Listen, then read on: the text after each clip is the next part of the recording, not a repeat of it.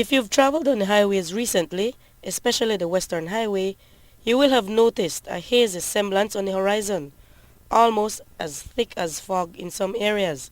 But the haze is no sign of any impending weather, not a cold front, and not a heat wave. In fact, the only kind of heat that has any bearing on the almost overcast appearance is the result of forest fires. Lots of them. Love News went west today looking for fires and found quite a few. Some areas were mostly burnt to the ground already, with just smoldering remains of branches and leaves, leaving behind only the bare, parched earth.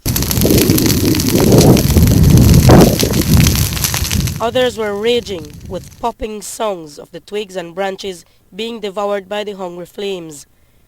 These fires, some caused when the sun ignites naturally dried trees and brushes, but most caused by humans who enter the forests and leave or discard something that starts a fire. They can become a real problem at this time of year, according to Acting Fire Chief Ted Smith, whose fire department comes under heavy challenges of responding to and fighting these flames when they are reported. Most of the fires, yes, are caused by humans who light small control fires that in some cases get out of control and then spread to other areas.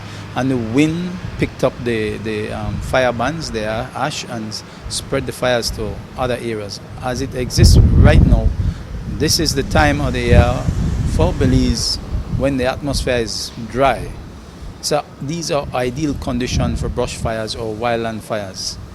While most wildfires can be prevented if people adhere to the basic advisories, none knows better than those who live in communities where fires are prevalent. And today, people in rural Cayo shared their first-hand accounts of what life is like for them when a fire is burning in the community. This time of the year, the Easter time, it's quite difficult because, as you can see, a lot of debris is thrown in the air. And it really affects our breathing and so on. You live very near to where the smoke passes. How do you cope with it? Well, we stay indoors or go somewhere else. Yeah. But you live here. Yeah, I know. So sometimes we need to go somewhere else because there's a lot of smoke. A couple of years ago, I think the fire actually got out of hand and it burned down quite a few acres, I think, of the land. So it is dangerous.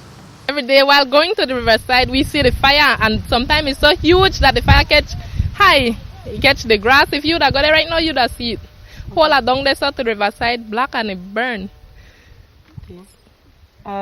Has anybody lost any property as a result of forest fires before? Not where I know, not something that I know of, right? But because I just came here to live and but I wouldn't. That's something where we not like in that neighborhood because a lot of houses they're wrong and children and animals.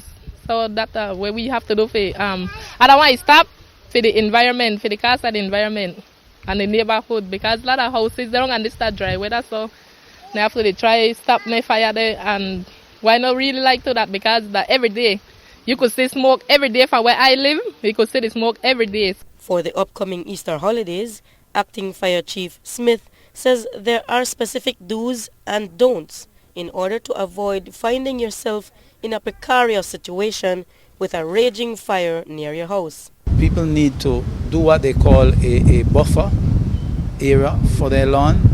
It's a fire line that you would cut at 2 to 3 feet. If you could do more, do more. But 2 to 3 feet at the perimeter of the land to the ground, right down to the ground, so you still won't sun, preventing the brush fires that have encroached on your area from cross. Nevertheless, wind can pick up hot fire bands or ash and spread it across on your lowland and still ignite your lowland. But if your lawn is kept extremely low, then it will be a low fire of 2 to 6 inches flame length. You can easily get something and beat that out. If you're a smoker, ensure that your cigarette butts are properly out before you just throw them away. Breaking bottles and glass within the bush, this too can cause ignition as a result of magnification.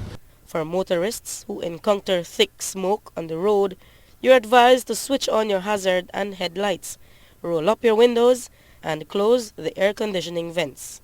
Marion Ali for Love News.